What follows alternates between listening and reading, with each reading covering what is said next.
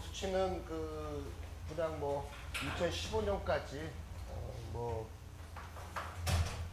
어떤 수출입품에 있어서의 그 통계 수치인데, 일단은 석유로부터 납타를 만들고 납타로부터 가장 중요한 6대 기초 유분, 그거에 대한 수출입 통계 자료입니다.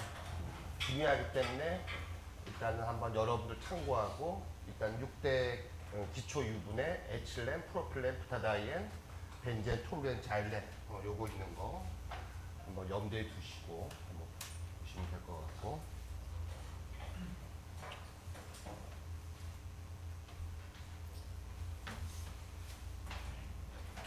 요것도 앞에서 했던 거 한번 개통도 한번 보여줬죠?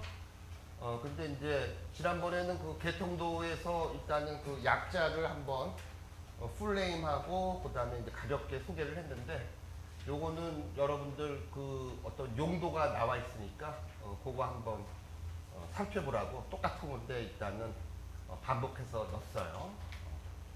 일단은 에틸렌만 한번 리뷰를 할게요. 일단은 정유 공장에서 SO일과 같은 정유 공장에서 이제 디스틸레이션 증류를 하고 나서 일단은 LPG, 가솔린, 나프타, 등유 뭐 이렇게 어떤 정유 공정 기술에 의해서 이제 각종 유분들이 프랙션이 이제 분리가 되고, 그 중에 나머지 경유라든지 가솔린은 이제 주유소에서 다 팔아먹고, 그 중에서 이제 나프타를 얻어갖고 이제 우리가 기초 유분을 만듭니다. 근데 이제 나프타만 갖고는 조금 이제 양이 부족할 때는 경유 같은 경우 조금 약간 무거운 헤비오일, 그러니까 나프타는 약간 좀 가벼운 기름인데, 일단 경유와 같이 조금 이제 무거운 기름도 좀 크래킹을 해서 깨서 이제 기초 유분을 만들 때도 사용하기도 합니다. 그래서 경유는 이제 디젤 자동차 연료로도 쓰이지만은 일부는 또 이제 납사와 마찬가지로 석유화 공정에서도 이제 사용되기도 하죠. 일단은 기초 유분을 만드는 공정 또는 공장, 그걸 우리들은 NCC 공정 또는 NCC 공장 이렇게 얘기합니다. 주로 이제 울산이라든지 이제 여천 산업단지에 주로 위치해 있고요. 국내에서는 LG와 대한유와 대립 이런 데서 이제 갖고 있습니다. 6개 회사가 국내에서 갖고 있죠. 에틸렌을 보면은 이제 에틸렌이 이제 가장 핵심적인 이제 기초 유분이고, 여기 나와 있는 숫자는 예를 들어서 요거에 대한 이제 1년에 한 1000톤 기준으로 해갖고 얼마만큼 생산되는지를 보여주는 상대적인 양을 이제 보라고 이제 적어놓은 겁니다. 제일 많이 생산되죠. 프로필렌은 한 3896, 요 정도인데, 여기에 보면 5855니까 가장 많이 베스트셀러로 생산된 거 바로 에틸렌입니다. 에틸렌의 구성에 이제 LDP, HDP, 그 중간에 LLDP가 있고요. 그 다음에 이제 EDC, 에틸렌 다이크로라이드, 에틸렌 다이크로라이드하고 VCM은 이제 반제품이라고 불리고, 요거는 PVC 만들 때 사용되고, 에틸렌을 산화시키면 에틸렌 옥사이드가 되는데, 요 에틸렌 옥사이드를 또 이제 투하, 그러니까 하이드레이션 반응을 시키면 에틸렌 글라이콜이 되고, 또 이제 에틸렌으로부터 에탄올, 보통 우리가 먹는 술 먹을 때 사용되는 에탄올은 이제 주로 이제 식물을 이제 발효시켜서 만드는 거고, 현업에서 공장에서도 산업용 에탄올을 만들어서 필요할 때 씁니다. 그래서 보통 이제 각종 솔벤트라든지 그럴 때 에탄올이 들어가는데, 요 에탄올도 에틸렌을 선조로 해서 만들어집니다. 그 밖에 이제 에틸렌으로부터 이제 뭐 아스틱 애시드라든지 또는 초산에틸, 에틸아스테이트 이런 물질들도 만들어지고, 그 다음에 이제 에틸렌으로부터 EPR, 에틸렌 프로필렌 러버, 러버도 종류가 상당히 많은데 보통 이제 EPR이라고도 하고 또 풀네임으로는 EPDM 러버라고도 합니다. 이런 것들이 만들어지고 있어요. 일단 여러분들은 이제 상식적으로 지난번에도 얘기했지만 LDP나 LLDP는 조금 투명도가 있어서 보통 농업용 필름, 비닐하우스를 만들 때 주로 사용되는 필름이고, 전선 피복에도 사용되고, 하이덴시티 폴리에틸렌은 불투명합니다. 결정성이 높고 덴시티가 높아서 불투명하고, 보통 성형 제품으로 이제 필름이라든지 각종 컨테이너, 그 다음에 파이프 이런 재료들 사용되고 있고, EDC는 이제 반제품이지만은 뭐 의약품이라든지 다양한 이제 정밀화학 제품에도 사용되는 원료이고 하지만은 에틸렌 EDC, VC의 PVC로 가는 개통도의 끝은 PVC인데 PVC는 지난번에도 소개를 했지만 각종 파이프라든지 필름, 그 다음에 레자는 지난번에 얘기했죠. 레자는 약간 콩글리시 같은 건데 레더, LEATHER이 레더가 원래 가죽이라는 뜻이지 않냐. 근데 레더를 예를 들어서 그러니까 천연 가죽 말고 약간 인조 가죽을 할 때 보면은 우리들은 이제 레자 이런 식으로 이제 콩글리시인데 옛날에 위에 선배들이 많이 써서 지금도 이제 그게 콩글리시를 그냥 쓰고 있습니다. 에틸렌 글라이콜은 이제 폴리에스터 만들 때도 쓰이지만 부동액, 엔타이 프리저, 그죠? 자동차의 냉각수에 사용되고 있는 부동액에도 사용되고, 에탄올은 주정, 인쇄잉크, 용제, 초산에틸은 이제 보통 용제로 많이 유명하고, EPR도 고무인데 타이어, 전석피혁, 산업용, 고무 이런 데 많이 사용되고 있습니다. 그래서 앞에서 한번 개통도 이렇게 쭉 풀어줬으니까 요 나머지들도 여러분들이 한번 보고 이제 오른쪽에는 이제 용도가 있으니까 용도별로 해서 머릿속에 집어넣으시면 될 거예요. 여기서도 뭐 대충 뭐 다 PPG, 프로필렌 글라이콜 이것도 다 있고, PMMA, 아크릴이라고 하는 PMA, PS 폴리스타이렌하고 EPS는 익스펜디드 폴리스타이렌, 스티로폼 이거 얘기했고요. ABS, 아크로나이트라이, 부타다이엔, 스타이렌, ABS, 일단 외장 제품의 하우징 재료의 넘버 1, CPLN, 카프로락탐, 나일론 6의 원료, BPA, 비스페놀 A, 폴리카보네이트의 원료, 에폭시의 원료, MDI는 이제 스판덱스의 그 원료, 우레탄 수지라고 하죠. TDI도 역시 우레탄에 들어가고, 우레탄 같은 경우에서는 경질이 있고 연질이 있습니다. 경질은 좀 딱딱한 거를 경질이라고 그러고, 연질은 좀 부드러운 제품을 연질 제품이라고 합니다. 경질 제품에는 우레탄 쪽에서는 MDI가 주로 사용되고, TDI는 연질 제품, 그게 이제 많이 사용되고 있습니다. 보통 자동차의 내장재에 보면 앉는 의자에 보면 쿠션이 있어야 되거든요. 그 안에는 약간 공기도 들어가야 되고 우레탄으로 만든 우레탄 폼이 들어가는데, 연질 제품에는 TDI가 많이 사용되고 있습니다. TPA하고 DMT는 아주 중요한 패티의 원료예요. 그래서 이제 머릿속에 집어넣으시고, 한번 이렇게 전체적인 개통도니까 뭐 한번 자꾸 이제 보면은 눈에 익히실 겁니다. 이것도 한번 하고 넘어가고요. 이렇게 넘어가나? 그죠? 이것도 지금 이제 비슷한 건데 일단 처음에 다 넣었어요. 이것도 지난번에 한번 이렇게 그렇죠? 조금 전에 앞에서는 EPR이라고 그러는데 EPR은 바로 EPDM하고 똑같은 거고요. 그 다음에 BR하고 SBR, 러버도 보면은 두 종류가 있어요. 타이어가 두 종류가 있는데, 타이어도 겉 타이어는 SBR, 속 타이어는 이제 BR, 부틸 러버가 들어갑니다. 보통 고무 제품은, 초기의 고무 제품은 그냥 통으로 해갖고, 예를 들어서 통으로 해갖고 이제 고무 제품을 썼었어요. 그러다가 이제 영국인가 영국일 것 같아요. 영국에 이제 던롭이라고 하는 사람이에요. 던롭. 테니스 공에 보면은 던롭이라고 뭐 브랜드가 있을 텐데, 던롭이라는 사람이 고무를 쓰더라도 고무 안에다 공기를 집어넣으면 더 러버의 특성을 100% 발휘할 수 있다. 그걸 찾아내 갖고, 그리고 나서는 고무 안에다가 이제 공기를 집어넣은 거예요. 에어를 집어넣은 거예요. 그러면 더 이제 타이어 그 고무도 강해지고, 그러니까 충격을 더 많이 흡수하는 그런 좋은 성격을 예를 들어서 찾았어요. 그러니까 보통 이제 공들도 보면 보통 공에다 공도 축구공, 배구공 다 안에 에어가 들어가 있잖아. 테니스 공도 에어가 들어가 있고. 그러니까 자동차도 보면은 자동차 타이어 안에도 이제 공기가 들어가 있는데, 문제는 SBR 같은 그 고무는 공기를 집어넣으면 공기가 다 빠져나가. 그러니까 배리어 특성이 낮다고 하는 거예요. 배리어 특성이. 그러다 보니까 그 배리어 특성, 공기를 채워놓더라도 공기가 잘 빠져나가지 않는 그런 고무도 필요한 상황이 된 거지. 그래서 이제 타이어도 보면 겉 타이어가 있고 속 타이어가 이렇게 나눠지는데, 겉 타이어는 좀 내 마모성이 좋고 강직한 SBR로 가는 거고, 속 타이어는 BR, 뷰틸 러버라고 하는 이걸 집어넣으면 이제 공기를 집어넣어도 공기가 안 새어나가요. 그래서 이제 이렇게 나눠지는 겁니다. 러버도.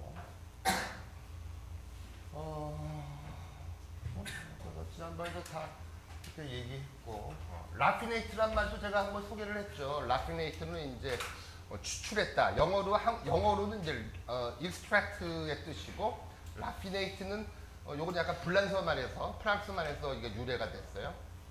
그래서 이제 추출물, 이제 C4 같은 경우는 이제 추출을 통해 갖고 이제 분리정제를 하기 때문에 C4 라피네이트 1, 라피네이트 2, 라피네이트 3 이렇게 추출해 갖고 계속해서 우려내 갖고 예를 들어서 이렇게 분리정제를 합니다. 여러분들도 집에서 보면은 어머니들이 이제 사골 국물가루 끓일 때 한 번 뜨거운 물 넣고 막 끓이고 한 번 우려 먹고 또 두 번째 또 우려 먹고 이렇게 우려 먹잖아요. 그죠? 한약도 한 번 해갖고 한 번 우려내서 첫 번째 추출물 얻어내고 두 번째 또 한 번 우려서 재탕, 삼탕 이렇게 우려내듯이 석유화학 운동에서도 분리정제할 때 추출할 때는 그런 식으로 우려내요. 그래서 이제 라피네이트 1, 라피네이트 2, 라피네이트 3, 라피네이트 4 네 번까지 우려내서 다 분리정제를 합니다. 그래서 가끔 여러분들이 요거는 왜냐하면 C4 카본이 4개인 부타다이엔 요쪽에 있는 그 물질들을 분리정제할 때는 추출 방법이 가장 베스트이기 때문에 그래서 이제 그런 표현이 있어요. 그래서 이제 C4 라피네이트 C4 성분 중에서 부타다이엔도 중요하지만 일단 또 C4 중에서 라피네이트 1으로부터는 MMA는 메칠 메스아크릴레이트 또는 PMMA 이런 것들을 만들어낼 수 있는 거가 바로 이 C4 라피네이트입니다.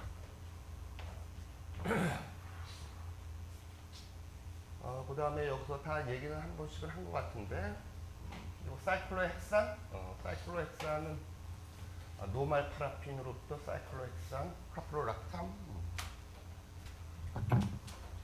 그래서 이제 요거는 벤젠이고요. 그 다음에 요거는 사이클로헥산. 그 다음에 요거를 사이클로헥산을 산화시키면 사이클로헥사논. 그 다음에 요거를 이제 추가적인 반응을 하면은 여기에 NH가 들어간 육각형이 나와요.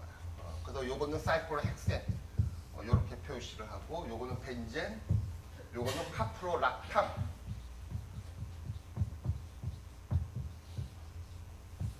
요거는 이제 약자로는 CPLM. 그리고 요거는 바로 뭘로 가냐면 요거는 이제 중합이란 걸 하게 되면은 요거는 나일론 6가 되는 거예요.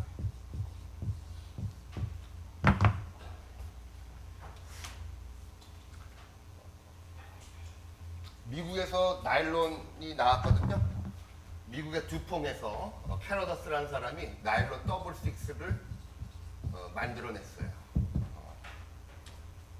항상 누가 선두주자로 요거를 만들어내면 다른 진영에서는 좀 다르게 이제 가는 거예요.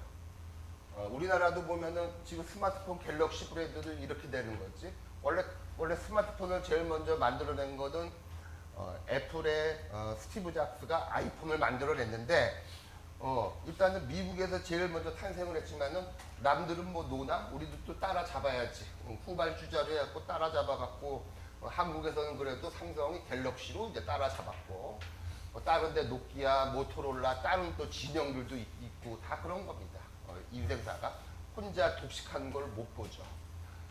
미국에서는 나일론 더블 6를 만들었는데 요거는 이제 축합 반응에 의해서 컨덴세이션 반응에 의해서 이제 나일론 더블 6를 만들었어요. 근데 이제 나일론의 특성이 워낙 좋고 뭐 이제 칫솔이라든지 스타킹 여러 가지 어플리케이션을 많은 걸 아니까 근데 이제 처음에 만들었을 때는 다 특허를 걸어놓지. 그러니까 이제 다른 진영에서도 와 이거 미국이 혼자 이거를 독식하는 거를 이렇게 허락을 안 하고 또 미국하고는 항상 암숙이 유럽이거든. 그러니까 유럽의 영국이라든지 이제 독일 애들은 또 이제 다른 식으로 가려고 했지. 나일론은 나일론인데 똑같이 가면은 짝퉁만 만들어내는 거고. 그러니까 다른 쪽으로 접근하다 보니까 나일론 6라는 거를 이제 어프로치를 이제 방향을 바꿔서 간 거예요. 그래서 이제 요거는 바로 나일론 6는 영국의 ICI가 산업화에 성공을 한 거예요. 나일론 더블 6의 원료는 AA, 아디픽 애시드하고 헥사메틸렌 다이아민, HMDA라고 하는 원료로 만드는데 요 나일론 6는 카프로락탐이라는 거를 이제 만들어서 중합 방식에 의해서는 개환중합 이게 사이클링 물질인데 사이클링 물질을 열어서 오픈시켜서 하는 계한 중합 방식으로 중합을 하고 그래서 이제 나일론을 만드는 기술이에요. 그래서 이제 나일론은 얘기할 때 보면 나일론 어떤 타입을 쓰니 그러면은 나일론 더블 6예요 또는 나일론 6예요 이렇게 얘기를 하는 거지. 스마트폰도 항상 보면은 지금 너 어떤 스마트폰 갖고 있어? 그럼 갤럭시야 아이폰이야 이렇게 놔두듯이 나일론 쪽에서는 이렇게 둘로 나눠지는 거지. 요거는 미국의 방식, 요거는 영국하고 유럽, 독일의 방식이 이렇게 되는 거였어요. 그럼 대한민국은 이제 후발주자로 나일론을 치고 들어왔는데 우리나라는 뭐를 택했을까? 요걸 택했을까? 아니면은 요걸 택했을까? 옛날에는 컴퓨터 정할 때도 IBM 타입으로 갈 거야? 아니면 애플 타입으로 갈 거야? 항상 둘 중에 하나를 택해야 되는 건데 대한민국은 바로 요 카프로 락탐을 이용한 나일론 6로 이제 길을 잡았어요. 그러니까 여기 카프로 락탐도 여기 있는 거지. CPLN이 어디 있어? 어디 있더라? CPLN? 여기 카프로 락탐. 그 얘기 이제 가볍게 얘기를 해주고. 구체적으로 뭐 만드는 거는 이제 여러분들 고학년 때 여러분들이 알면 되는 거고요. 톨루엔으로부터 DNT.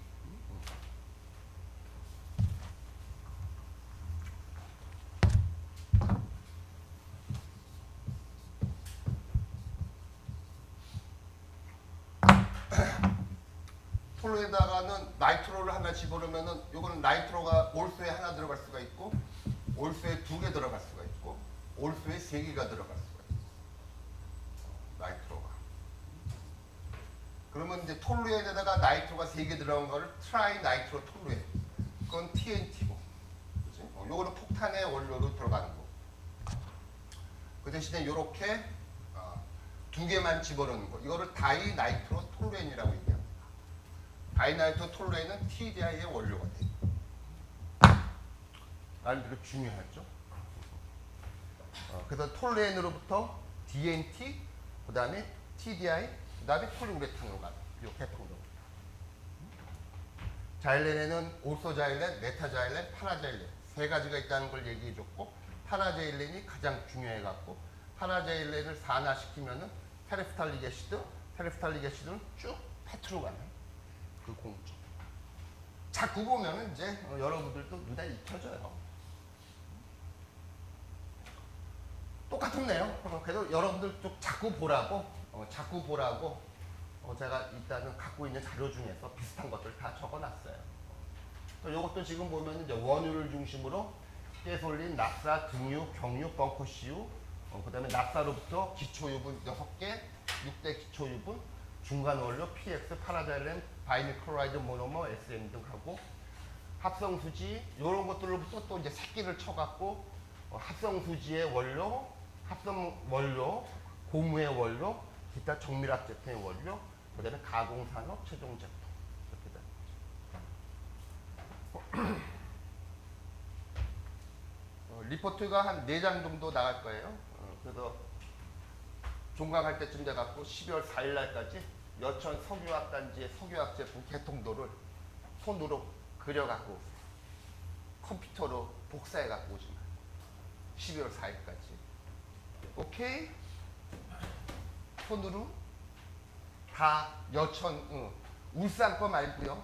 여천 거에 석유화학 개통도 찾아보면 다 나오고 손으로 다 종이에다가 써갖고 12월 4일 날까지. 오케이? 그 다음에 또 이제 턴페이퍼 두 번째 숙제로 부가가치의 예, 요것도 12월 2일 날까지 해갖고 오세요. 미리 나눠줍니다.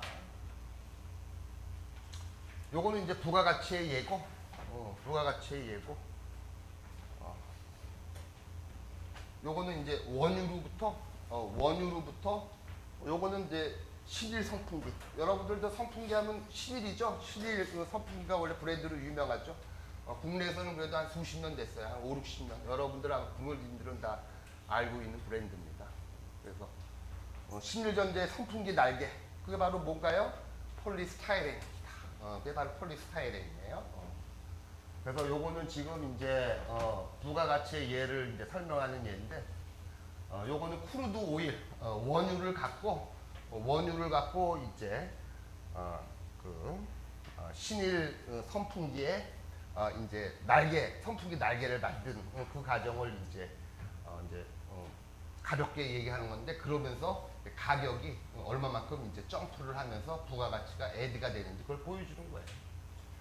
요거는 약간 뭐 US 달러로 지금 표시가 되어 있는데 한번 봅시다. 크루드 오일.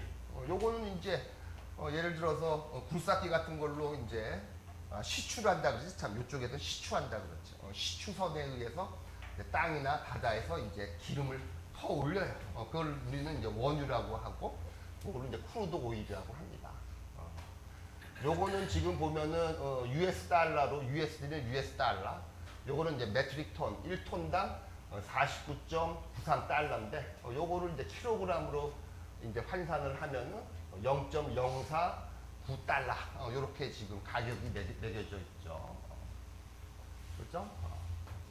그 다음에 이제 요거는 이제 요런 식으로 비즈니스 하는 사람들도 있겠지. 그치? 일단 원유만 이제 파갖고 이제 이거 원유 사고 갈 사람 손들어요. 이렇게 하는 사람들도 있고. 그럼 그때 가격이 요 킬로그램당 요 정도 가격. 근데 이제 그렇지 않고 나는 좀 부가가치를 높이겠다. 그러면 이제 원유를 갖고 정유 공장에서는 요거를 디스틸레이션, 상압 증류, 그 다음에 이제 진공 증류 이런 걸 통해 갖고 좀 한번 정제를 합니다. 보통 이제 크루드 오일을 갖고 이제 납타를 이제 정제해서 우리가 분리해낼 수가 있는데, 크루드 오일을 분별 증류, 보통 이제 분별 증류는 fractional distillation이라고 하죠. fractional distillation. 분별 증류는 fractional distillation. 이걸 어디 공정에서 배우지 않나? 증류는 그냥 simple distillation이 있고요. 그 다음에 이제 simple distillation은 주로 이제 물이라든지 단일 물질을 그냥 증류할 때는 simple distillation을 하고, 그 다음에 혼합물이 이제 섞여 있는 상태에서 한 물질씩 이렇게 분리 정제할 때, 그건 이제 분별, 그러니까 이제 분리해서 증류한다. 그런 의미에서 분별 증류, 영어로는 fractional distillation이라고 합니다. 또 이제 진공에는 또 이제 vacuum distillation이 있죠. 고비점 물질은 상압에서는 증류가 안 되기 때문에 진공을 걸어서 증류를 하는 그런 vacuum distillation이 있습니다. 원유에는 여러 가지 성분이 있기 때문에 특정 부위만 딱 끄집어서 디스틸레이션 하려고 그러면 분별 증류라는 테크닉을 써야 돼요. 그다음 이제 분별 증류를 하려면 일단은 그 디스틸레이션 타워, 증류탑이 아주 커야 돼요. 한 90m에서 100m까지 아주 높은 타워에서 디스틸레이션을 해야 됩니다. 그러니까 당연히 자본도 들어가고 그러니까 더 비싸지, 그치? 그러니까 당연히 그 디스틸레이션을 하려고 그러면 돈이 들어가니까 당연히 이제 크루드 오일로부터 납타를 얻으려고 하면 돈이 더 들겠죠, 그죠? 그래서 지금 이제 크루드 오일을 분별 증류해서 납타를 생산하는데, 그때의 가격은 이제 납타의 그 가격은 메트릭 톤당은 US 달러로 281, 킬로그램으로는 0.28이지. 요거는 0.04, 소수점 두째짜리 0.04에서 0.281로 이렇게 점프를 하지. 그러면 이제 크루드 오일에서 납타로 예를 들어서 이제 변환시킬 때 부가가치가 이제 분모에는 이제 0.0493, 요거는 이제 원유의 가격을 집어넣고, 분자에는 이제 여기 납타의 가격을 집어넣으면은 곱하기 100 하면은 이게 대충 얼마? 이게 500이지? 523%가 부가가치가 높이는 거지. 당연히 이렇게 되는 거지, 그죠? 이런 식으로 부가가치가 이제 높여지는 거가 보이는 거란 말이죠. 그러니까 대한민국에서 이 정유 공장이 있었던 거예요. 우리나라 한 50년대, 60년대 우리나라도 이제 대한민국이 잘 살려고 하면은 물론 포항제철도 있어서 쇠도 만들어야 되지만 하지만은 이제 우리나라도 이제 잘 먹고 잘 살라 그러면은 우리나라는 여러분들도 알다시피 자원이 없잖아요. 천연 자원이 없잖아요. 그러니까 일본도 그렇고 우리나라도 꼬라지는 비슷하지. 천연 자원이 없지. 중국은 그냥 땅 파면 나올 게 많은데 일본이나 우리나라 같은 경우는 천연 자원이 없어서 그래도 머리는 좋아서 그러다 보니까 이제 천연 자원은 없고 그러니까 외국에서 이제 천연 자원을 수입을 해서 그거 갖고 가공을 해서 팔아먹는 지금도 그러고 있어요. 대부분 다 원자재를 다 수입하고 그걸 우리 한국 사람들 손이 빠르고 빨랑빨랑 일 처리 잘하고 머리도 좋고 그러니까 잘 만들어서 원자재 수입해서 다시 또 재수출해서 먹고 살고 있죠. 그러다 보니까 당연히 우리나라 발전기에서 이와 같이 이제 정유 공장을 다 세워갖고 한 4개 공장 있다 그랬잖아요. 그러니까 충분히 이제 휘발유나 디젤도 나오고 나프타도 충분히 나와서 지금 이제 비즈니스가 돌아가고 있죠. 하여튼 그렇습니다. 그래서 이제 크루드 오일에서 나프타를 만들고 나프타로부터 제일 첫 번째 가장 훌륭한 후손이 바로 에틸렌을 만들어내야지. 보통 이제 에틸렌은 옛날에는 석탄가스에서도 만들어내고 그랬는데 보통 이제 나프타로부터 지금 에틸렌을 만들어요. 그럼 지난번에 가볍게 얘기한 것 같은데 보통 나프타를 갖고는 일단 크래킹이라는 기술과 리폼 기술을 갖고 이제 분리정제를 하고 그러는데 일단은 그 나프타를 서멀 크래킹 열분해를 시키면 에틸렌이 나옵니다. 그래서 일단 나프타를 통해서 에틸렌을 얻어요. 에틸렌은 가격이 킬로그램당 0.38입니다. 당연히 나프타보다도 비싸야 되겠지. 나프타는 킬로그램당 0.28인데 이제 에틸렌은 이제 킬로그램당 0.38이 나옵니다. 한편 나프타로부터 에틸렌도 만들지만 또 나프타로부터 벤젠도 만듭니다. 벤젠을 만드는 거는 이제 또 리폼 기술, 보통 이제 접촉계질이라는 기술에서 만들어지는데 벤젠을 만들면은 벤젠도 이제 가격이 나프타를 이제 증류하고 약간 계질을 하게 되면은 벤젠을 얻을 수가 있는데 벤젠은 0.295% 이렇게 됩니다. 이것도 이제 0.295니까 나프타보다는 약간 좀 높은 가격에 받을 수 있겠죠. 그 다음에 이제 폴리스타이렌 만들 때 보면은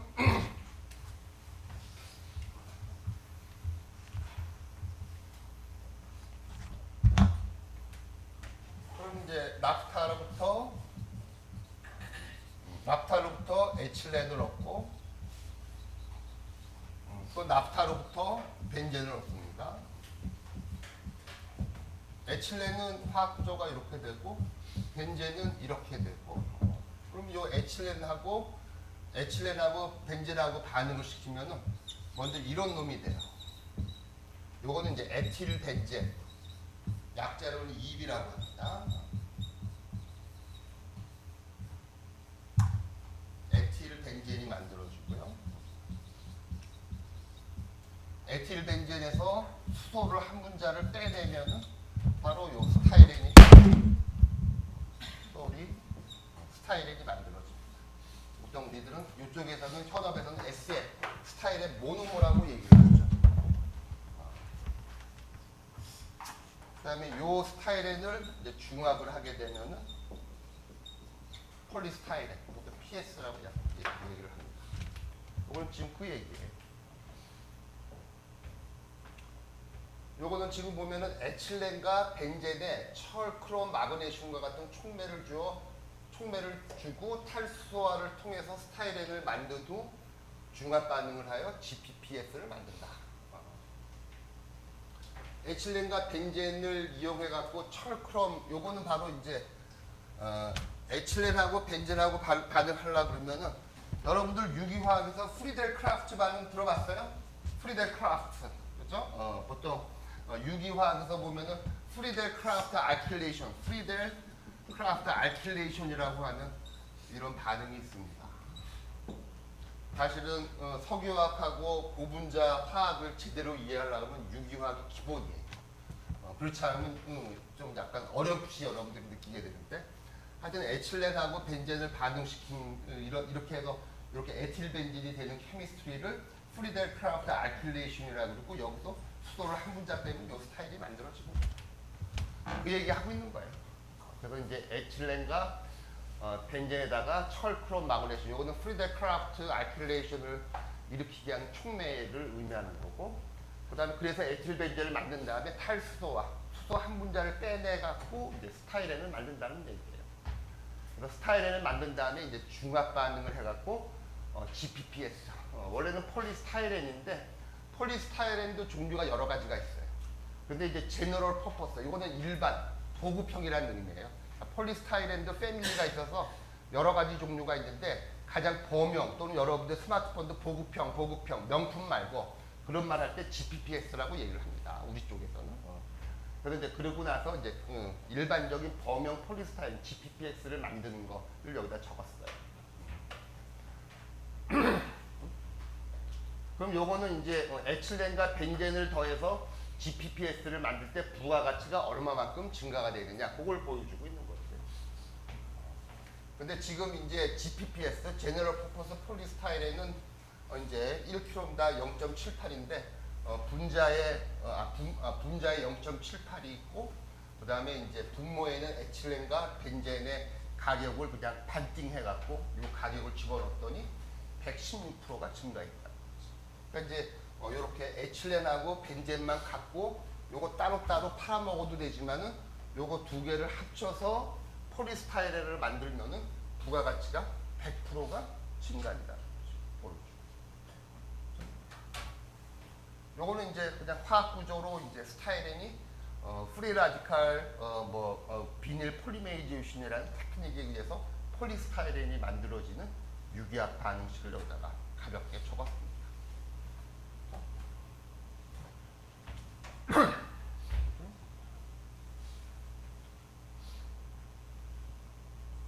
그 다음에 이제 폴리스타이렌이 이제 만들어지면 그거는 이제 지난번에 폴리에틸렌 펠릿과 같은 그런 쌀알갱이 같이 그런 식으로 만들어지는데 그거를 갖고 이제 그 수지를 갖고 와서 이제 신일 같은 데서는 그걸 갖고 이제 가공을 해갖고 선풍기 날개를 만드는 거예요. 그럼 이제 가공할 때도 예를 들어서 이제 최종적인 선풍기 날개는 예를 들어서 뭐 요 정도 가격 이렇게 되는 거죠.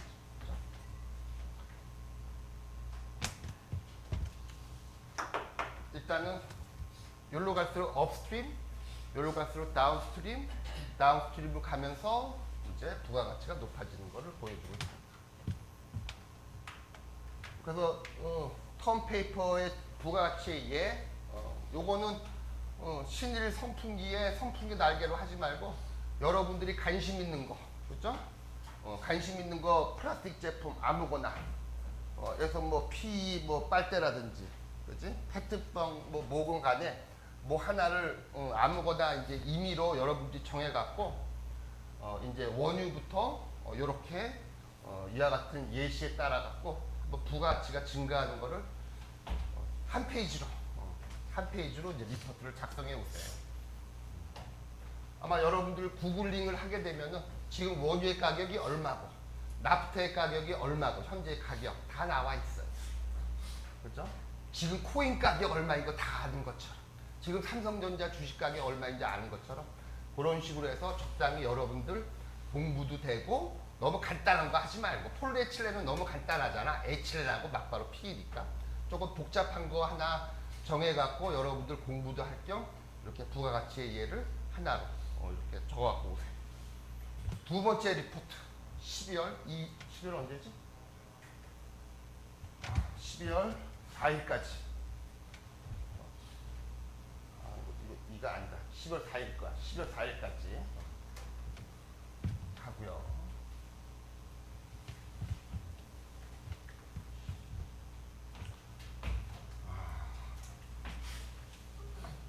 석유는 공격을 받습니다.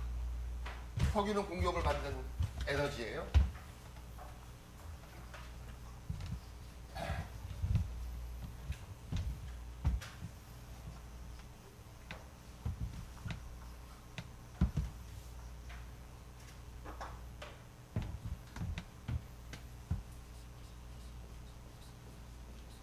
에너지에는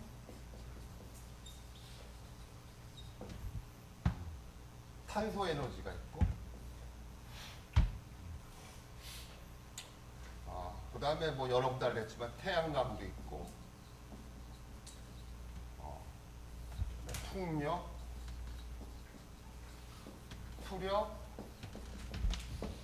그 다음에 이제 원자력 이렇게 나눠지죠. 그렇죠?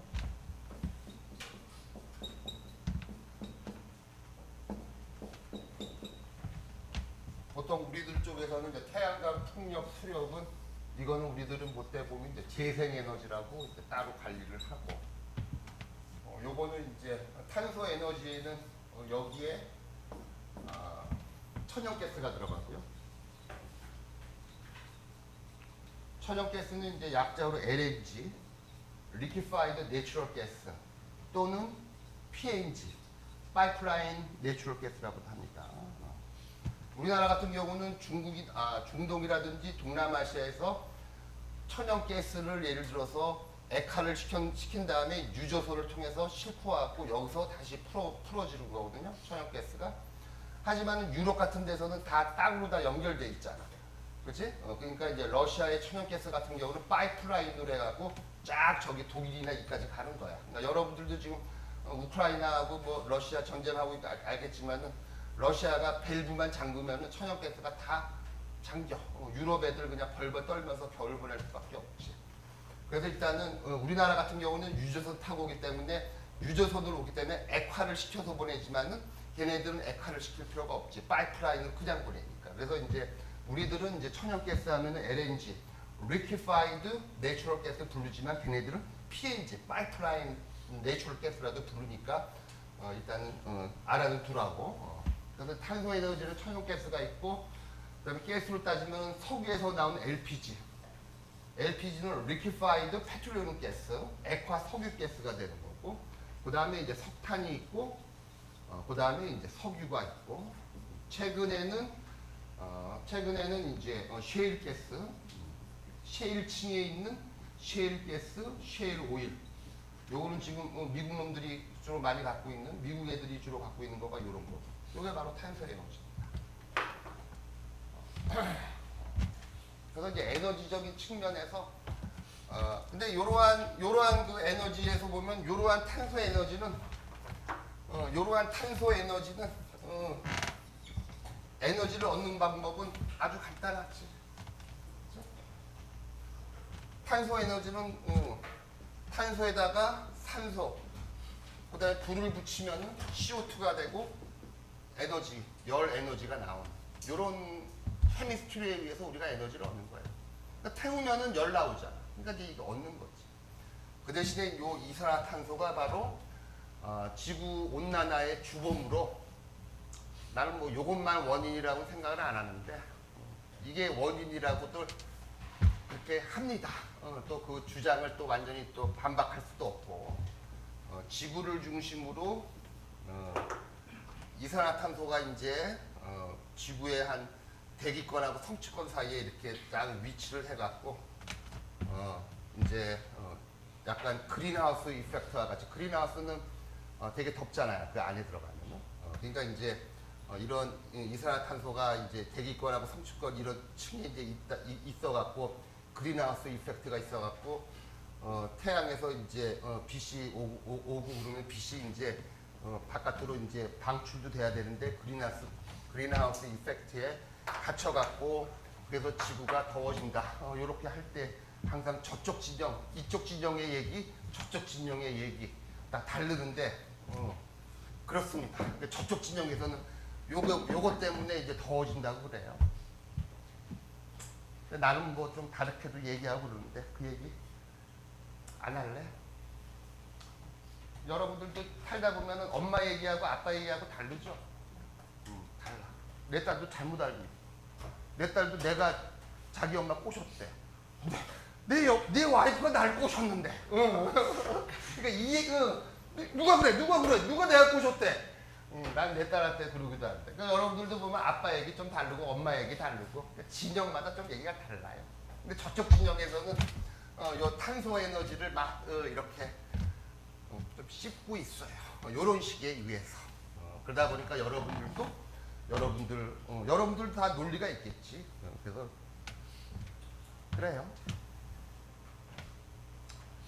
자네는 고기 뭐 먹니? 응? 돼지고기 먹을 줄 아나? 소고기는? 닭은?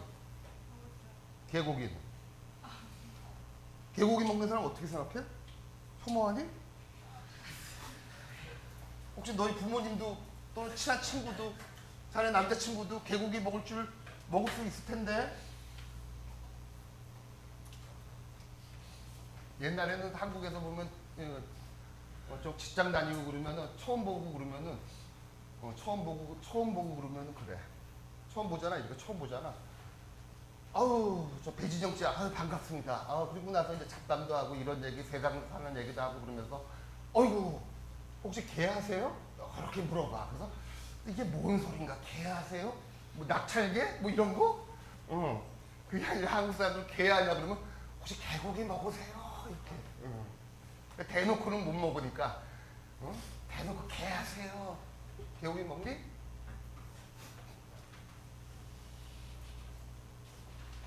개 하세요? 개고기 먹는 사람 혐오하세요? 먹자고 하는 건데. 그지? 나는 먹는다고 아직 얘기 안 했다. 궁금하니? 나 개 먹는지 안 먹는지? 근데 먹는다 그러면 어떡할 거예요? 날 혐오할 거예요? 이슬람에서는 보통 그렇죠. 이슬람 애들 돼지고기 안 먹는 건 알죠? 그죠? 들었죠? 그죠? 그래서 돼지고기 왜 안 먹냐 그랬더니 돼지고기는 더티하대. 더러워서 안 먹겠대. 이것도 함부로 이런 얘기 하면 안 되는데. 그래서 난 맛있던데 돼지고기. 그래서 이제 여러분들도 보면 주변에 이제 돼지고기 우리도 기본적으로 뭐 먹잖아요. 물고기도 먹고 뭐도 먹고. 저는 그렇게 생각해요. 우리 몸은 일단 물론 채식을 선호하는 사람들도 있지만은 이 몸이라든지 이 근력 이 모든 것들은 다 단백질이에요. 고기를 먹어야 될 겁니다. 콩으로만 식물성 단백질만 갖고는 이게 유지가 안 돼. 그래서 나는 고기를 먹어야 되는데 문제는 지금은 이제 고기가 먹을 수 있는 고기가 상당히 많아졌죠. 그죠? 심지어는 지금 양고기도 먹잖아. 그 다음에 요새는 흑염소탕 다 먹고 있거든. 그런데 이제 우리들은 그때 보면은 남의 나라 옛날에는 우리나라 개고기 먹는다고 유럽에서 되게 많이 혐오했다고. 대한민국에서 옛날에 1988년도에 이제 석유화보다 이런 얘기가 재밌지. 진도 뭐 알아서 나가시겠지. 1988년도에 우리 서울 진도 나가시겠지. 뭐 다음에 내가 말을 빨리 할게. 지금 뭐 하기 초인데 1980년도에 우리나라에 서울 올림픽이 있었거든. 올림픽이 있어갖고 근데 1988년도인데 막 80년대 초반부터 막 그 올림픽 준비한다고 난리를 치는 거였어. 지금 얼마 전에 뭐 저 삼안금에서 잼볼이 치른다고, 그지? 걔들 제대로 준비도 안 해갖고 얼마나 쪽팔려 우리. 근데 1988년도에 처음으로 이제 우리나라에서 서울 올림픽을 치르는 행사였어. 그러니까 1980년대 초부터 막 그 준비한다고 한 5, 6년을 막 그것만 준비하는 거야. 준비한다 그래갖고 도로도 깨끗이 하고. 그때 이제 철철 막은 거가 보신탕집 전부 다 없애자고 이제 그거였던 거야. 외국에서 선진국에서도 많이 오는데 80년대 초만 해도 보신탕을 많이 먹었는데 도대체 이거 이러다가 쪽팔린다, 창피하다. 그래서 막 그때 막 정부도 그렇고 모두 또 어떤 단체들도 또 달려들었을 거 아니야, 그지? 동물 애호 단체들 가뜩이나 지금 막 개고기 먹는 사람들 별로 안 좋은 시선으로 이제 보는 그런 시절이었는데 잘됐다. 올림픽 치르니까 대한민국에서 개고기 먹는 사람들 다 몰아내자. 그렇게 막 또 외국에서도 보면 뭐 아마 이탈리아의 브리지토 바로또 유명한 여배우가 한국 미개인이다. 아직도 개 어떻게 인간의 가장 베스트 프렌드 개를 먹느냐 막 난리를 치고 막 그랬었다고. 그런데도 또 이제 한국에 있는 또 꼰대 같은 사람들은 뭔 소리야 먹는 거 갖고 누가 뭐라 그래 이거 다 우리나라 전통 관례였는데 옛날부터 먹었던 건데. 그래서 그 당시에는 이제 보신탕집을 전부 다 없애려고 했는데 없어졌니? 안 없어졌니? 못 없었지. 못 없앴어. 그 대신에 길거리에서 대로변에 있는 보신탕집은 다 뒤로 들어가. 이면도로 뒤쪽으로 다 들어가게 하고 보신탕집 이름을 전부 다 뭐 보양탕 뭐 이름을 바꿔서 바꿔치기 해서 이렇게 쭉. 그러니까 나는 에너지에는 귀천이 없다고 보는데 먹자고 하는 건데 뭐 먹겠다는데 뭐 어떡해. 뭐 소고기 먹으면 소고기를 먹으면 개념이 있고 돼지고기를 먹으면 개념이 없나? 내가 혹시 내가 개고기 먹는다고 얘기했니? 아니 안 먹는다고 얘기했냐? 그 말은 안 했지. 나 얘기 아직도 안 했다. 에너지도 그래요. 에너지도 보면 귀천이 없지. 다 지금 필요한데 대한민국에 인간들도 많고 지금은 우리 인간이 생각해낼 수 있는 모든 에너지를 총동원을 해도 부족. 사람이 많이 살고 있거든. 그러니까 지금 다 필요해요. 탄소 에너지, 태양광, 풍력, 수력, 원자력 에너지. 왜냐하면은 이게 지금 다 필요해. 근데 탄소 에너지는 항상 저쪽 진영에서는 두들겨 맞고 있어요. 탄소 에너지가 두들겨 맞고 있다 보니까 또 역시 탄소로부터 만들어지는 석유도 뚫어 맞고 있어요. 그래서 나는 여러분들한테 텀페이퍼 이제 리포트로 세 번째 유화산업, 석유화학 산업에 대해서 미래에 대해서 한 장으로 적어갖고 오세요. 일단 여러분들이 석유화학에 관심이 있고 고분자에 관심이 있어서 내 과목을 신청한 것 같은데 일단은 기초자료도 있고 그러니까 여러분들도 한번 석유에 대해서 현황과 미래에 대해서 한번 요걸 작성하는 과정 중에서 여러분들도 어떤 지식도 늘어나갈 거고 또 옛날에는 또 지금은 또 재벌이 지금 뭐 요새 IT 재벌이 많잖냐 이제 뭐 네이버나 이런 거 요새는 IT 재벌들이 많지.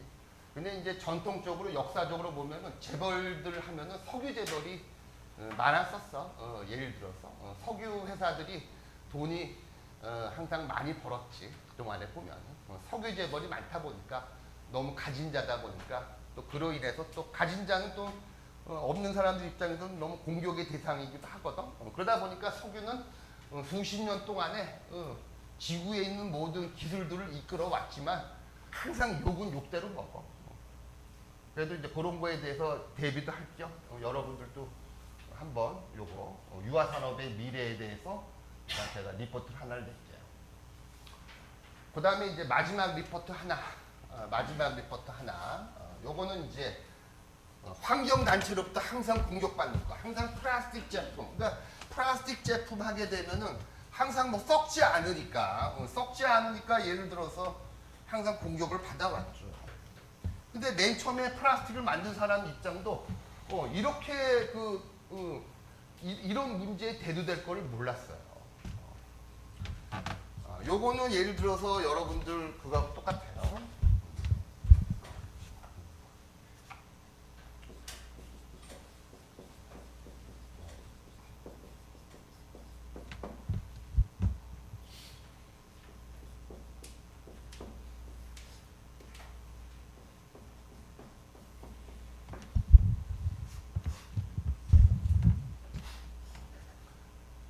이제 폐기물 처리가 그냥 이렇게 대두가 되는 거죠. 폐기물 처리가. 여러분들도 집에서 쓰레기 많이 나오잖아요. 항상 보면 여러분들도 아마 항상 부모님들이라든지 여러분들도 아마 분리수거하고 쓰레기 치우는 거 도와줄 텐데 항상 이 폐기물 처리가 항상 이슈가 됩니다. 인간도 죽잖아요. 인간도 언젠가 죽죠. 그럼 데드바디가 있겠죠. 그렇죠? 옛날에는 전부 다 인간도 죽으면 옛날에는 전부 다 매장을 했습니다.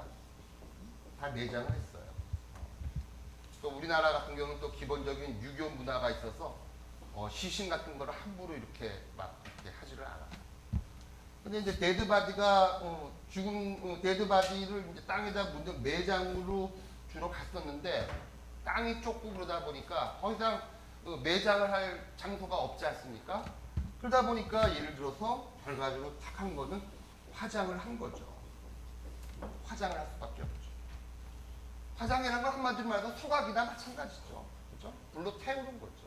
화장을 하고 그 다음에 이제 그런 화장을 하고 나서도 그 뼈가루도 함부로 막 버릴 수가 없는 거예요. 그러다 보니까 그것도 낙골당에다가 잘 모셔야 되고 이렇게 되는 겁니다. 근데 이제 국토가 좁은 나라에서는 낙골당도 부족하다 보니까 이제 최후의 방법은 낙골당도 귀찮다. 보통 이제 좀 이제 뜻 있는 사람들은 나중에 죽으면 화장해서 어디 수목원이나 이런 데다 좀 뿌려다. 이렇게 가는 거죠. 그럼 이제 매장이 있고 화장이 있고 이렇게 되는 거죠. 근데 이제 폐기물 같은 경우에서는 폐기물 같은 경우도 결과적으로 똑같은 방식이에요. 그렇죠? 플라스틱도 그렇고 이것도 데드바디하고 똑같아요. 옛날에는 전부 다 쓰레기장에다가 매립을 했죠. 또 매립이 안 되는 거는 소각을 하고 이렇게 될 수밖에 없는 거예요. 그래서 옛날에는 플라스틱을 전부 다 소각을 했어요. 소각을 해서 화장하듯이 인간들도 보면 소각을 화장을 하듯이 소각을 다 했죠. 근데 이제 소각하게 되면 또 뭐가 나와요? 이산화탄소가 나오는 거지. 이산화탄소가 나오는 이런 상황이 되는 거야. 그럼 또 이산화탄소는 아까도 얘기했지만 또 그 그린하우스 이펙트로 연결돼 갖고 또 저쪽 진영에서는 또 못 태우게 하는 거지. 근데 매립을 하면 플라스틱을 매립하면 안 썼거든요. 잘. 그러니까 원래는 플라스틱은 석유로부터 만들었기 때문에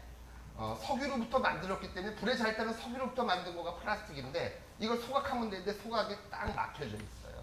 그러다 보니까 이게 또 항상 또 저쪽 진영에서는 항상 또 공격을 받는 이런 문제이기도 합니다. 그래서 이것도 일단은 여러분들이 나중에 혹시 여기 있는 학생들도 일부는 또 플라스틱을 연구하는 전공으로 평생을 이제 나처럼 이제 나와 같은 길을 걸어갈 텐데 미리 알고 있으라고 이런 거 알고 덤비라고 알고 그래서 이제 이런 것들 이슈를 좀 내가 얘기를 해주는 겁니다. 그러다 보니까 소각을 못하게 되니까 이제 매립으로 이제 방향을 잡고 매립으로 예를 들어서 방향을 잡다 보니까 생분해되는 그러니까 미생물에 의해서 분해가 되는 그런 걸로 이제 바뀌게 되는 거죠. 그러니까 이제 종이 같은 경우는 이제 빨대도 보니까 플라스틱 빨대도 종이 빨대로 넘어가 종이 빨대는 종이도 결과적으로 언젠가 미생물에 의해서 분해가 되니까 그런 식으로 이제 방향을 잡아서 이제 가는 거죠. 하여튼 요 얘기도 좀 해주고 싶고 그 다음에 저기서 나오는 환경 호르몬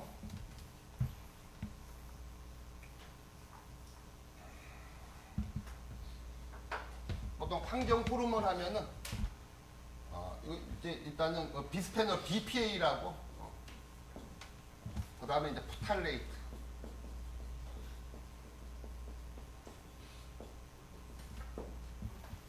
BPA는 이제 구조가 이렇게 돼 있어요. 화학 구조가 이거는 비스페놀 A의 약자가 BPA이고 프탈레이트는 예를 들어서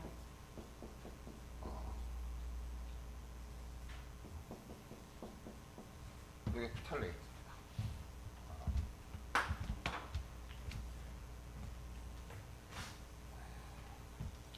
환경단체 특히 전 세계에서 가장 유명한 환경단체 뭐지?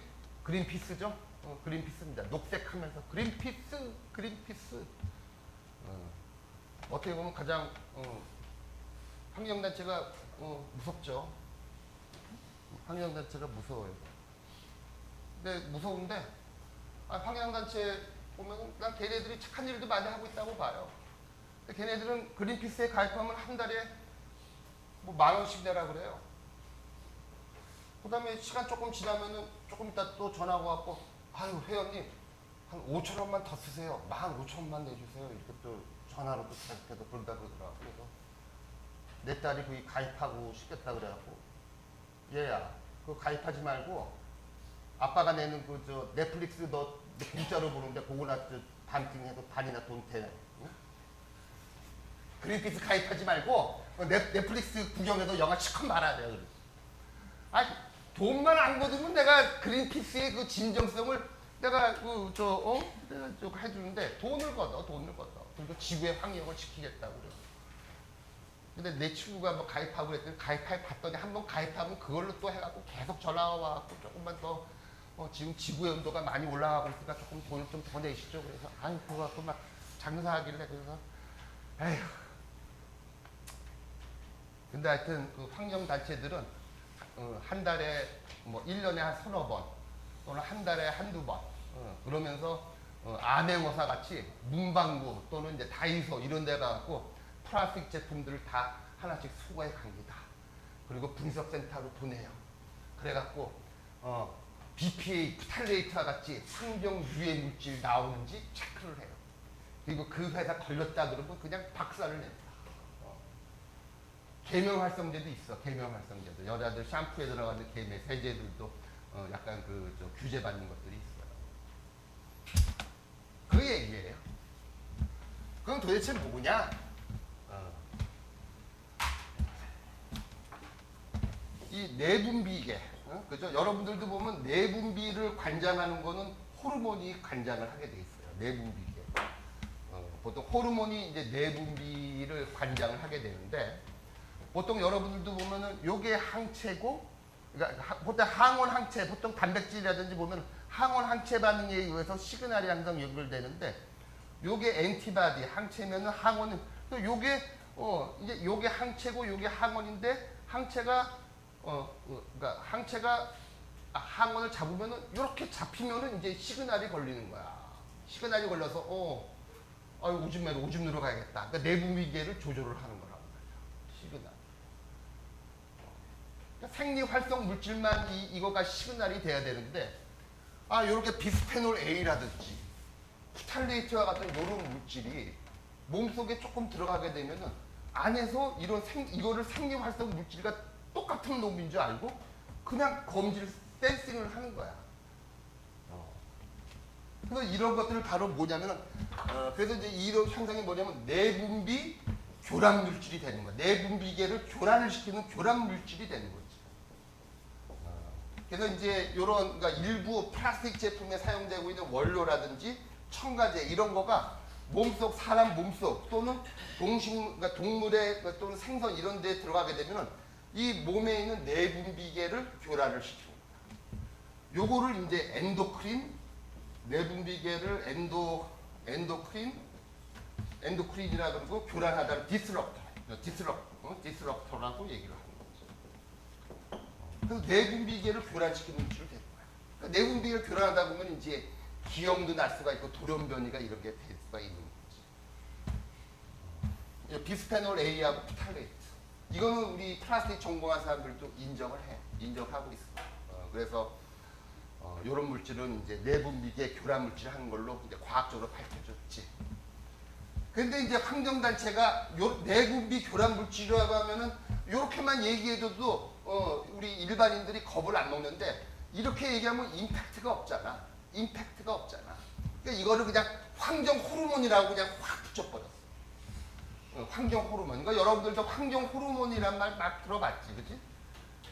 그러니까 요새도 보면 여러분들 뭐 지금 요새 회 먹는지 모르지만 요새 뭐 방사능, 우럭, 핵, 폐수 뭐 이렇게 강력한 그런 이제 한번 이렇게 정치인들이라든지 좀 이게 좀 센 단체한테 가면 용어가 뭐 조금 바뀌어져. 우리들은 예를 들어서 우리들 같은 경우는 모르지 너희들도 그렇지. 나는 날씨가 더워진다. 그럼 우리들은 이제 기후 변화. 야 이거 기후가 많이 변했는데 우리들은 기후 변화라고 얘기할 수가 있는데 저쪽 진영은 기후 위기 이렇게 또 강력한 메시지를 주려고 메신저를 메시지를 더 강력하게 얘기한단 말이지.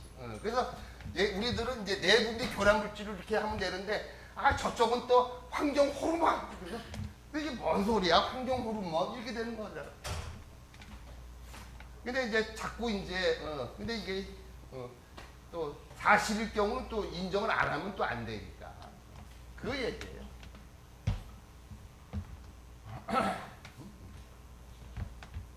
최근 플라스틱 용기로 널리 사용되는 폴리카보네이트의 원료인 비스페놀 A의 내분비계 장애 유발된 논란이 있었습니다.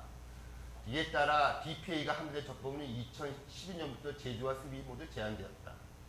BPA를 원료로 하는 다른 고분자는 무엇이 있고 다른 고분자이고 BPA의 유출이 염려되지 않은지 그 다음에 BPA가 어쩌고 저쩌고 하는 거에 대해서 의견을 제시하죠.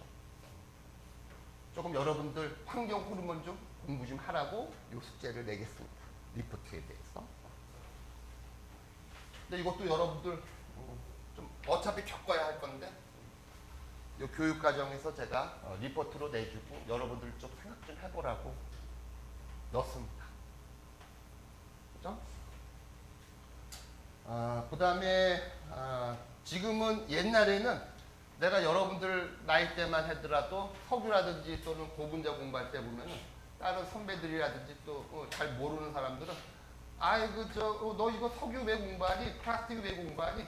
석유 언젠가는 고갈될 텐데 언젠가는 고갈될 텐데 석유를 기반으로 한 거 하면은 뭐 옛날에 공룡도 언젠가는 공룡 다 멸종됐는데 뭐 그런 식으로 얘기도 하고 그랬었어요. 모르겠어요. 신하고 조물주가 신 또는 조물주가 얼마만큼 지구를 사랑해서 지구에다가 탄소 에너지인 석유, 석탄 이런 거를 얼마만큼 저장을 해놨는지 아무도 몰라요. 하지만은 수십 년 전부터 석유는 고갈된다고 하지만은 고갈 안 되고 있습니다. 오히려 새로운 탄소 재료가 계속해서 탄생하고 있어. 셰일가스란 건 뭐냐면은 보통은 이제 그 진흙층 있죠. 진흙이 퇴적화된 그 층을 셰일층이라고 합니다. 진흙이 퇴적화된 거. 그래서 그 진흙이 그 퇴적한 층에 갇혀져 있는 가스를 셰일가스라고 하고, 그다음에 그 안에 갇혀져 있는 오일을 셰일 오일이라고 해요. 지금 옛날에는 그 셰일 층에 있는 그 탄소재를 끄집어내지 못했는데 기술이 발달해갖고 그걸 전부 다 끄집어내서 이미 다 준비가 돼 있어요. 아마 여러분들도 이제 셰일가스 이런 말을 들어는 봤을 텐데, 그거에 대한 내용입니다. 그래서 이것도 지금 보면은 옛날에는 이제 거의 이제 손을 못 대던 거였어요. 손을 못 대던 거였는데 지금은 이제 미국이 일단은 셰일가스하고 셰일 오일을 개발에 성공을 했기 때문에 만일 예를 들어서 석유가 고갈된다 하더라도 충분히 또 이제 셰일층으로부터 가스와 오일로 또 플라스틱은 만들 수 있습니다. 그래서 아마 여러분들이 죽을 때까지도 석유는 고갈되지 않을 거예요. 이거 녹화되고 있잖아. 이것도 나중에 이거 녹화됐다가 나중에 또 배시종 교수가 이거 석유 고갈 안 된다고 구라쳐놓고 언제가 고갈되면 그럴 수도 있겠지.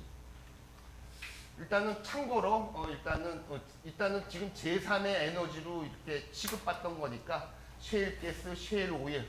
일단 여러분들은 천연가스가 뭐고 LNG가 뭐고 LPG가 뭐고 일단 똥인지 된장인지 구분부터 해야 되거든. 일단 지금 석탄하고 석유 뭐가 다르고 그런 것들 좀 내용이기 때문에 한번 요거는 한번 읽어보세요.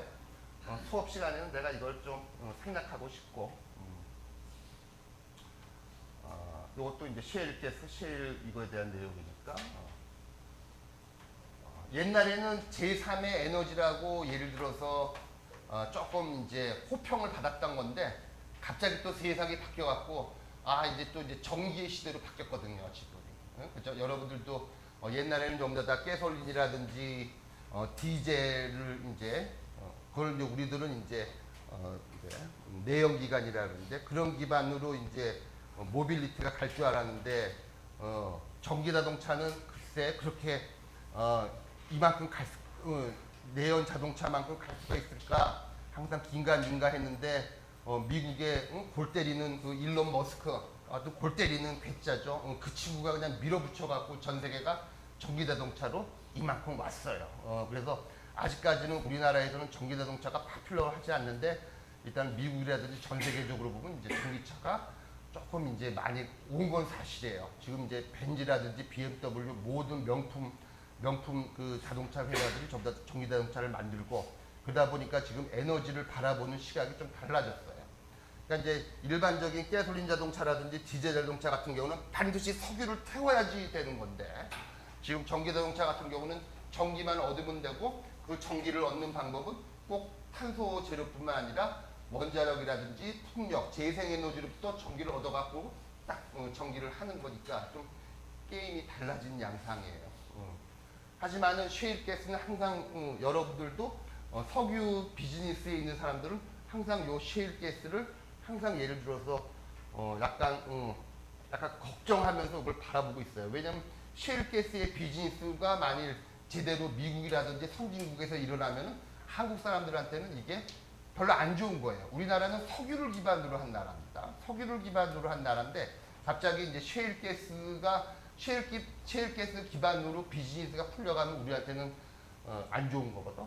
그래서 이제 옛날에는 하여튼 좀 셰일가스를 많이 걱정했는데 요새는 조금 이제 셰일가스에 대한 걱정이 줄어들긴 줄어들었지만은 석유하는 사람들은 반드시 셰일가스, 셰일 오일을 항상 경쟁 상대로 놓고 봐야 돼요. 그러니까 요것 좀 여기 넣고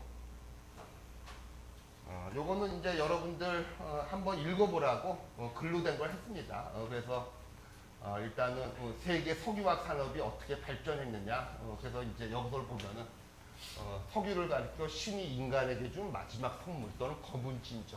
원래 신의 물방울은 와인이 뺏어갖고 보통 이제 검은 진주, 검은 황금 뭐 그런 식으로 해갖고 석유에 대한 예를 들어서 어떤 히스토리를 얘기한 겁니다. 그래서 이제 1859년에 미국의 드레이크가 처음으로 이제 굴착기를 이용해갖고 시추를 해갖고 땅 밑에 있는 석유를 이제 지각으로 끄집어내갖고 석유가 시작을 했고 그 밖에 이제 또 석유의 비즈니스를 전 세계적으로 펼친 거에 보면은 록펠러라고 하는 사람이 유명한 사람이 있죠. 석유왕. 보통 철광왕 하면 뭐지? 카네기. 철광왕은 카네기죠. 철광왕. 철광왕 하면 카네기고 석유왕 하면 록펠러입니다. 록펠러. 외국에 여행 특히 미국에 여행 갈 때 이제 보통 뉴욕에 많이 놀러도 가고 그러잖아요. 여러분들 뉴욕에 많이 놀러 갈 때 보면 뉴욕에 보면 록펠러 뭐 빌딩 뭐 있을 거야.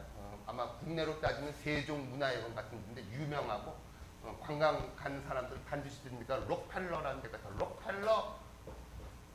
록펠러가 이제 전 세계 석유 비즈니스를 막 이렇게 한 그런 사람입니다. 그래서 석유왕이라고 얘기하죠. 이것도 지금 보면 여러분들 1885년에 벤츠가 가솔린 엔진을 개발했고 벤츠가 그 다음에 이제 1910년대에 포드가 자동차를 이제 자동화시키는 그것도 해놓고 그 다음에 1903년에 미국의 라이트 형제가 비행기도 만들었고 이게 전부 다 석유 기반의 연료로 이런 모빌리티가 나온 거죠. 그래서 이제 이런 얘기들 상식이니까 한번 여러분들 이거는 읽어보시면 될 것 같아요. 쭉 이렇게. 그 다음에 1935년에 천연고무 공급이 어려워진 독일에서 SBR을 필사적으로 개발하였다. 항상 보면은 얘네들이 1939년도에 제2차 세계대전이 일어났잖아요. 그죠? 1939년도에 제2차 세계대전이 일어났는데 독일이 그거 준비하고 있었는데 갑자기 천연고무를 얻기 어려운 거야. 그럼 전차나 뭐 탱크, 트럭에 바퀴는 어떻게 하라고. 그러다 보니까 필사적으로 이제 합성고무 SBR을 개발했는데 이게 바로 1935년에 개발된 겁니다. 이런 거 한번 읽어보면은 그 다음에 1935년에 듀폼이 나일론 이렇게 되고 한번 여러분 쭉 읽어보면은 내가 그래도 인트로에서 이런저런 얘기를 했기 때문에 여러분들이 혼자서 쭉 읽어봐도 아마 이해가 될 겁니다. 그 다음에 대한민국도 역시 마찬가지예요. 대한민국에서도 석유의 역할이 큽니다. 석유가. 그래서 우리나라 20년대, 30년대, 40년대 이런 그 다음에 이제 요것도 보면 기존에 이제 요거는 이제 1920년대 아스톤이 탄생했고요. 1930년대 스타일앤 모노머, BTS는 1950년대 이런 거가 연도별로 언제 이게 탄생이 됐는지 요걸 보여주는 거니까 요것도 한번 여러분 들은 만큼이 있어서 아마 읽는데 문제가 없을 겁니다. 그 다음에 이것도 전부 다 한글로 되어 있으니까 한글로 쭉 한번 읽어보시면 되고요. 그 다음에 한국 석유화학의 역사, 한국 석유화학도 이제 이렇게 되는 거고 어떻게 보면 우리나라의 석유화학의 역사는 어떻게 보면은 이제 SK 이노베이션이 시작했다고 해도 과언이 아니죠. 그죠? SK 이노베이션은 전 이름은 이제 유공인데 제가 여러분들 나이 때 한국의 대학생들이 가장 취업하고 싶어하는 회사가 유공이었습니다. 그 당시에는 기름 회사가 가장 월급이 셌어요. 그런 시작부터 이제 시작한 거가 우리나라의 석유화학의 역사입니다. 기름도 만들고 뭐도 하고 이것도 지금 보면은 우리나라 역사적으로 석유화학, 정유 석유화학에 대한 내용이니까 한번 여러분들 읽어보세요. 그 다음에 우리나라의 70년대에 울산 산업단지, 석유화학단지가 생기고 80년대에 여천, 90년대에 대산 이런 것들 여러분들이 역사 공부하듯이 쭉 한번 읽어보세요. 에틸렌 세계 4위, 국내 제조업에서는 3위. 여러분들 우리가 그래도 다른 전공보다 취업이 잘 됩니다. 당연한 거지.